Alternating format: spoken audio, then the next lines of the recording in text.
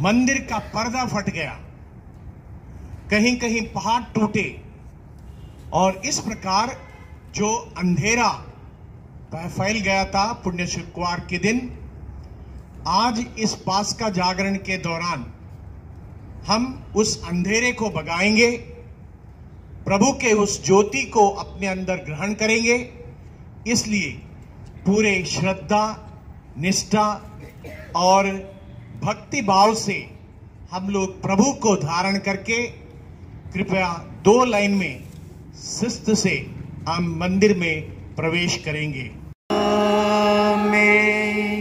हमारे प्रभु यीशु ख्रिस्त की कृपा, ईश्वर का प्रेम तथा पवित्र आत्मा का साहचर्य आप सबों को प्राप्त हो और आपके आत्मा के साथ।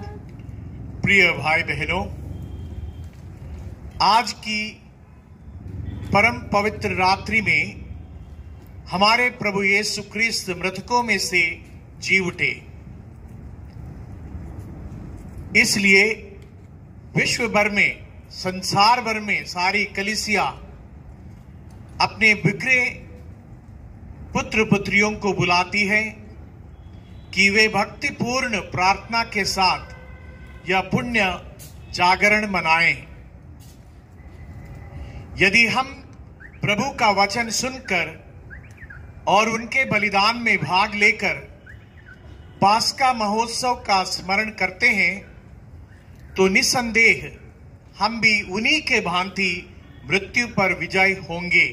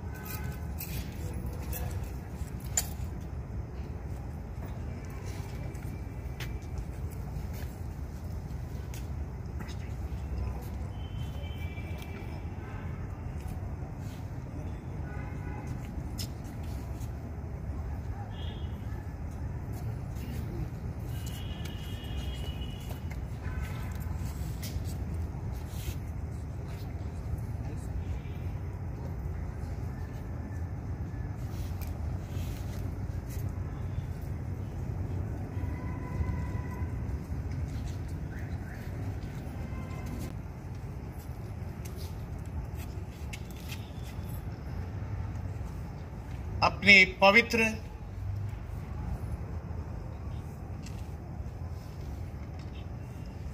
और प्रतापी घावों द्वारा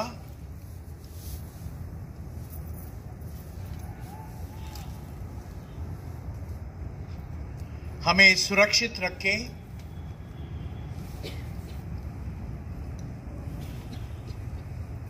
और संभालें। आमीन।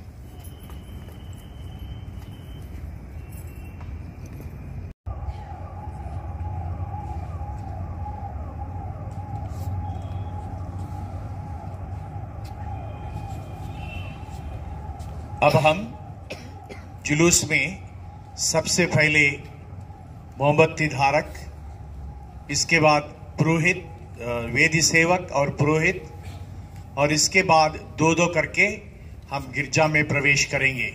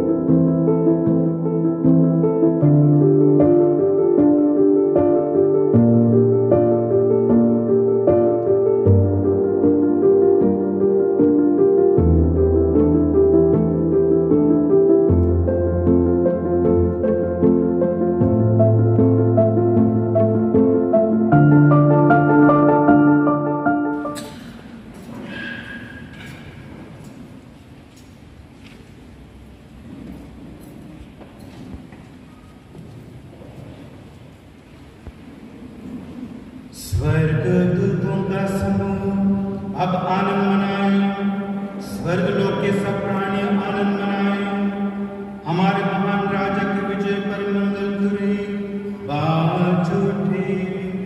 हम अपने प्रभु ईश्वर को धन्यवाद दें।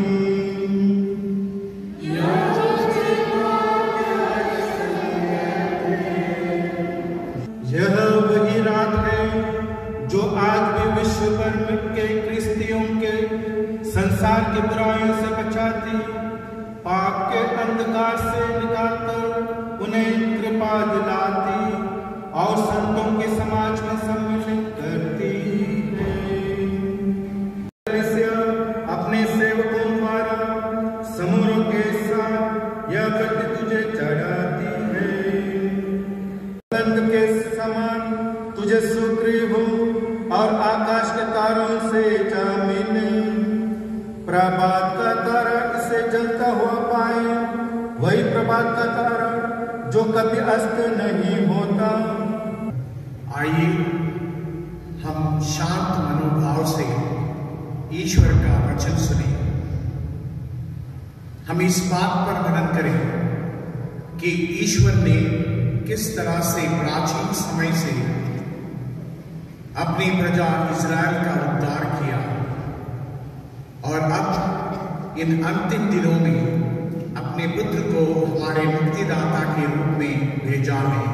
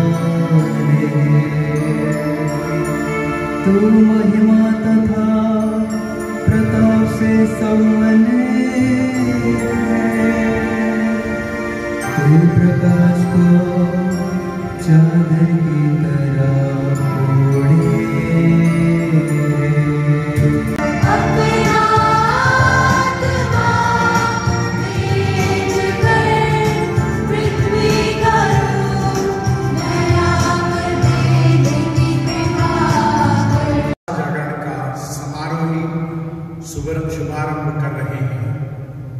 आइए हम शांत मनोभाव से ईश्वर का वचन सुने। हम इस बात पर मनन करें कि ईश्वर ने किस तरह से प्राचीन समय से अपनी प्रजा इज़राइल का उद्धार किया और अब इन अंतिम दिनों में अपने पुत्र को हमारे मुक्तिदाता के रूप में भेजा है।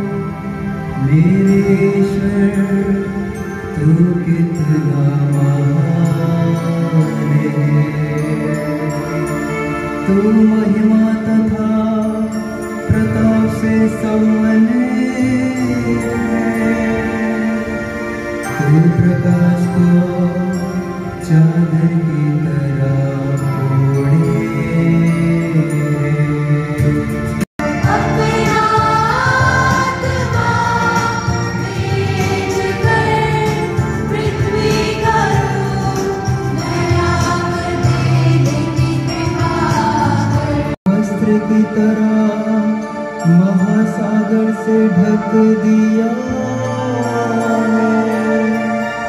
पहाड़ों के ऊपर तक पानी चढ़ा हुआ है।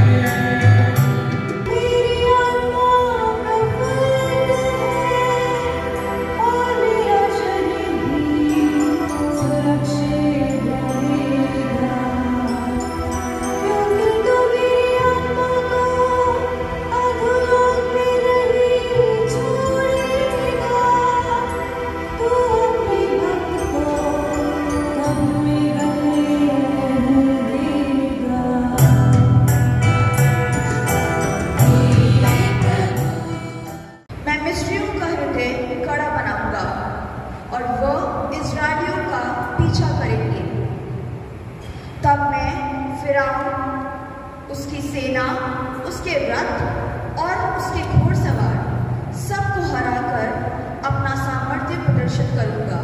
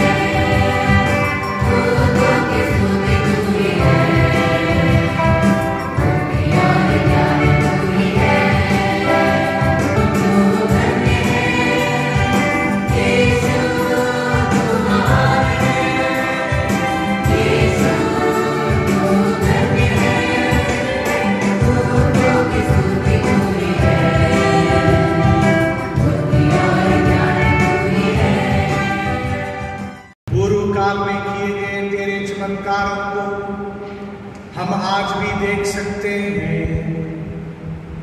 जिस तरह तूने अपना पराक्रम दिखाकर इजरायलियों को फिरौन के अत्याचार से छुड़ाया था, उसी तरह तो अब सभी राष्ट्रों को बपतिस्मा के जल द्वारा मुक्ति प्रदान करता है। ऐसी कृपा कर कि सारा संसार इब्राहिम की संतान बने और इजराइल की तरह तेरी प्रजा होने का गौरव प्राप्त करे। हम यह प्रार्थना करते हैं अपने प्रभु क्रिस्त के द्वारा।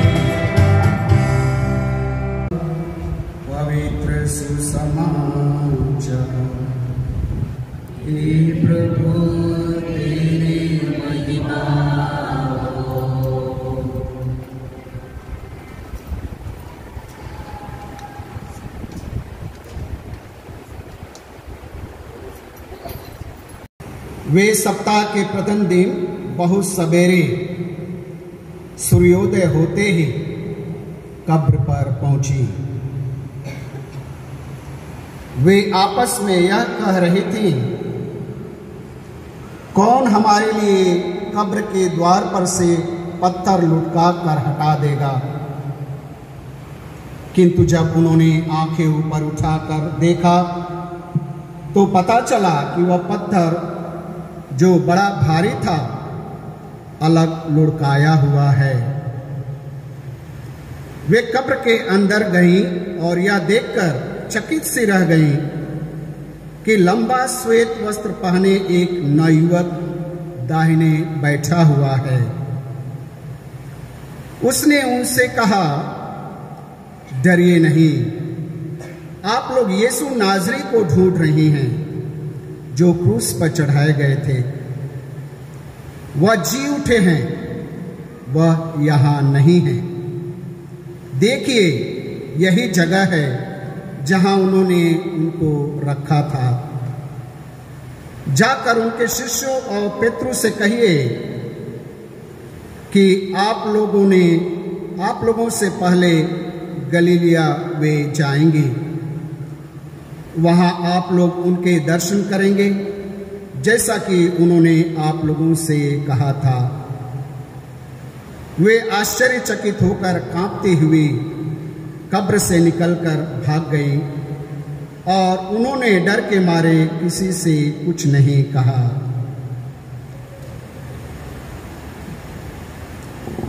प्रभु का दिव्य सुसमाचार है।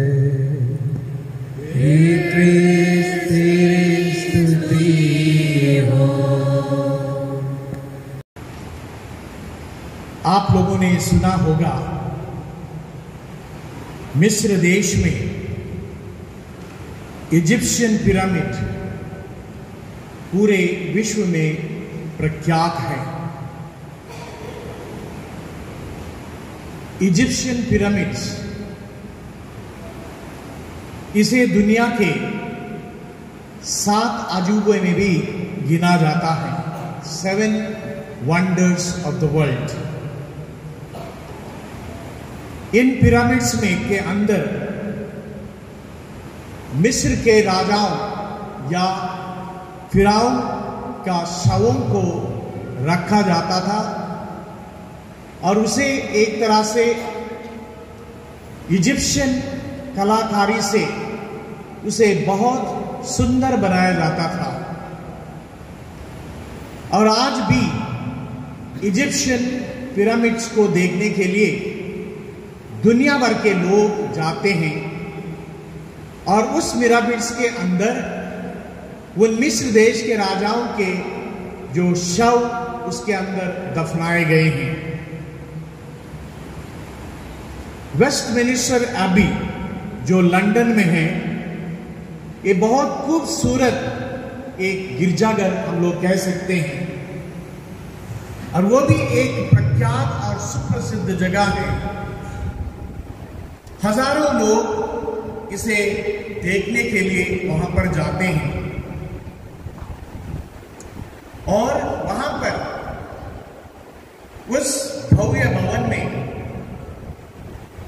देश के या अन्य सुप्रसिद्ध लेखकों, कवियों, दर्शन शास्त्रियों और राजनीतिक नेताओं को वहां पर दफनाया गया है और उनके कब्र आज भी वहां पर बंद पड़े हुए हैं और उसको देखने के लिए दुनिया भर के लोग वहां पर टूरिस्ट बनकर वहां पर जाते हैं। लेकिन एक और ऐसी जगह है जो यरूशलेम में है और उसे अंग्रेजी में कहते हैं श्राइन ऑफ सेपुल्कर। एक ऐसी कब्र है जहां पर प्रभु यीशु मसीह को क्रूस पर से उतारने के बाद उस कब्र में रखा गया था। जो लोग वहां गए हैं वहां पर बड़े अक्षरों में लिखा है वो यहां पर नहीं है, ही इज नॉट हियर। ये कब्र खाली है। लेकिन जो कब्र को देखकर एक तरह से मन प्रफुल्लित हो उठता है, एक आनंद का जो संचार हमारे शरीर में होता है और वो अनुभव करने का लायक है। और ये सेपुल्कर इतना प्रख्यात इसलिए है, वहीं से प्रभु यीशु क्रिस्त अपने मरने के तीसरे दिन वहां से जी उठे। प्रभु यीशु ने अपने जीवन काल में अनेक चमत्कार किए। अपने दैविक शक्ति को प्रभु यीशु ने लोगों के सामने दिखाया। वो पानी पर चल पड़े, उन्होंने आंधी को थमा दिया, रोक दिया, उन्होंने मुर्दों को जिलाया, लाजरुस को जिलाया, उन्होंने लोगों को अनेक रोगों से मुक्त किया, भूखों को उन्होंने भोजन खिलाया, हजारों लोगों को भोजन खिलाया। ये सारे उनके दैविक शक्ति का एक प्रमाण है। और अंत में प्रभु यीशु जब मृतकों में से जीवित हुए, ये सबसे बड़ा चमत्कार है और ये सिद्ध करता है कि प्रभु यीशु ईश्वर है, पवित्र तत्व के दूसरे व्यक्ति हैं, ईश्वर के पुत्र हैं। वो इस संसार में आए। आज के सारे पाठ हम लोगों को इन पाठों द्वारा समझाया गया कि किस प्रकार ईश्वर ने इस सृष्टि की रचना की। सब कुछ अच्छा था, एवरीथिंग इज फाइन। और हम ये भी जानते हैं कि जब ईश्वर ने मनुष्य को अपने प्रतिरूप बनाया और उस प्रतिरूप को मानव ने अपने स्वार्थ के वजह से बिगाड़ दिया। अभी उसमें ईश्वर का प्रतिरूप नहीं है। अपने पाप के द्वारा आज्ञाओं का उल्लंघन करते हुए ईश्वर के उस प्रतिरूप को बिगाड़ दिया। ईश्वर ने तभी ही वादा किया कि मैं अपने पुत्र को भेजूंगा, और उस तैयारी में हम लोगों ने आज उत्पत्ति ग्रंथ से पाठ सुना। किस प्रकार इब्राहिम अपने विश्वास को प्रकट करता है और ईश्वर उन्हें वादा करता है कि तुम्हारी संतति से मैं एक अपनी प्रजा बनाऊंगा, उनकी संख्या असंख्य होगी। और आगे चलकर हम लोग देखते हैं, जब ईश्वर की प्रजा को मिस्र देश में गुलामी में रखा था, तब ईश्वर ने अपने चमत्कारों के द्वारा, अपने सामर्थ्य के द्वारा, पराक्रम के द्वारा अपनी प्रजा को लाल समुद्र से पार कराया। ईस्टर या पुनरुत्थान का पर्व सबसे बड़ा और महत्वपूर्ण पर्व है। इससे बड़ा पर्व कोई नहीं है। हम लोग क्रिसमस धूमधाम से मनाते हैं और इसके बाद प्रभु यीशु का पुनरुत्थान हमारे विश्वास का एकमात्र केंद्र बिंदु है और सबसे बड़ा एक चमत्कार भी है। प्रभु यीशु का ईश्वर होने का एक तरह से प्रमाण भी है। संत योहन के द्वारा हम लोग वचन में सुनते हैं कि प्रभु यीशु अपने शिष्यों को और प्रभु यीशु अपने अनुयायियों को बार बार एहसास दिलाते हैं कि मुझे ईश्वर ने भेजा है, मैं ईश्वर का पुत्र हूं। मानव पुत्र को दुख सहना है, मानव पुत्र को मार डाला जाएगा, मानव पुत्र लेकिन वो फिर से जी उठेगा। शायद ही वो शिष्य वो समझ पा रहे थे। यहूदी लोग अंत में चिल्ला कर पिलातुस के सामने बोलने लगे कि इस व्यक्ति ने ईश निंदा किया है, इस व्यक्ति ने कहा है कि मैं ईश्वर का पुत्र हूं, उसने ईश्वर होने का दावा किया है। प्रभु यीशु ने सच्ची दावा किया था, लेकिन लोगों ने समझा नहीं। कुरिन्थियों के नाम संत पौलुस के पहले पत्र में अध्याय 15 पद संख्या 14 में हम लोग पढ़ते हैं, यदि मसीह नहीं जी उठे होते तो हमारा धर्माचार व्यर्थ है और आप लोगों का विश्वास भी व्यर्थ है। संत पौलुस कुरिन्थियों के कलीसिया के लिए एक चुनौती देते हैं। शायद वो कुछ सवाल पूछ रहे थे। वो कहते हैं, अगर प्रभु यीशु नहीं जी उठे होते कि जितना भी प्रचार हम लोग करते हैं ये सब व्यर्थ है, हमारा विश्वास व्यर्थ है, क्योंकि हमारे विश्वास का केंद्र बिंदु जीवित प्रभु यीशु है। हे प्रभु, हमारे ईश्वर, तेरी प्रजा इस परम पवित्र रात में जागरण कर रही है। इसकी सहायता कर। हम स्मरण कर रहे हैं कि तूने अद्भुत रीति से हमारी सृष्टि की और उसमें भी अद्भुत रीति से हमारा उद्धार किया। तू इस जल पर आशीष देने की कृपा कर।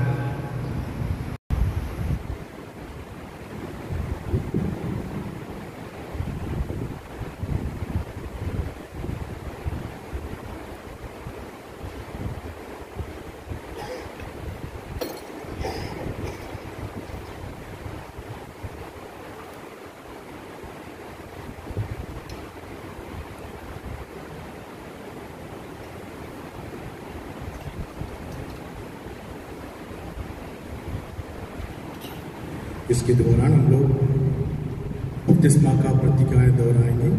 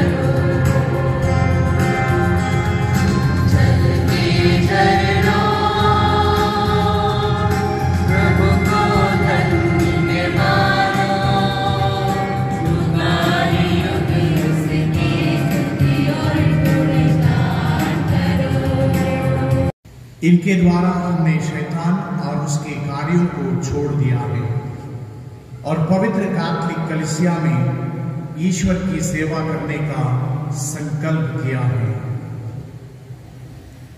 इसलिए मैं आप लोगों से पूछता हूं, सवाल को ध्यान से सुनिए। जो कुंवारी मरियम से जन्मे, क्रूस पर मरे, दफनाए गए और पुनर्जीवित होकर पिता के दाहिने विराजमान हैं? जी हाँ, मैं विश्वास करता हूँ। हमें अपनी कृपा द्वारा प्रभु यीशु क्रिस्त में अनंत जीवन तक सुरक्षित रखें।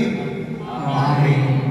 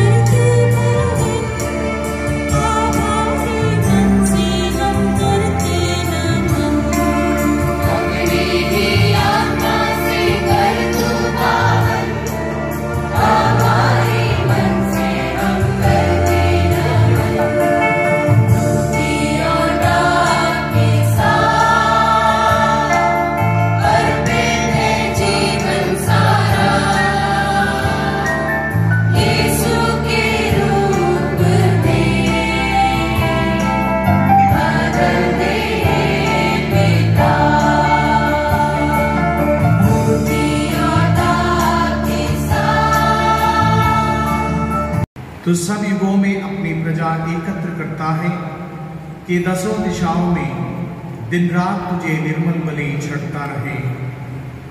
इसलिए हे प्रभु, हम तुझसे विनम्र निवेदन करते हैं, हमारे इन उपहारों को पवित्र आत्मा की शक्ति से कृपापूर्वक पवित्र कर दे।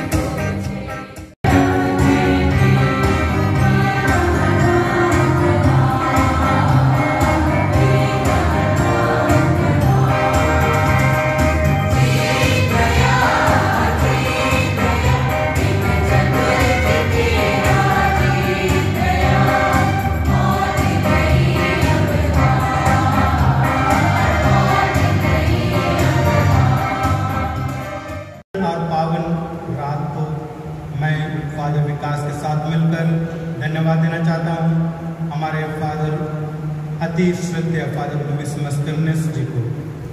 फादर जी, पास का जागरण का इस समारोह के लिए आप हम लोगों के बीच में उपस्थित होकर हम लोगों के लिए विश्व बलिदान चढ़ाया, हम लोगों के लिए प्रार्थना की।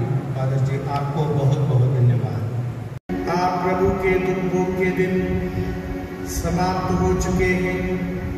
आप लोग हर्षित मन से पास का पर्व मनाएं।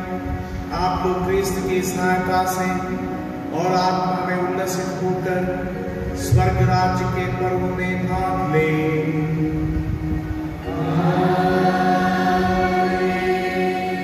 सर्वशक्तिमान ईश्वर पिता, पुत्र और पवित्र आत्मा आप लोगों को आशीर्वाद प्रदान करें।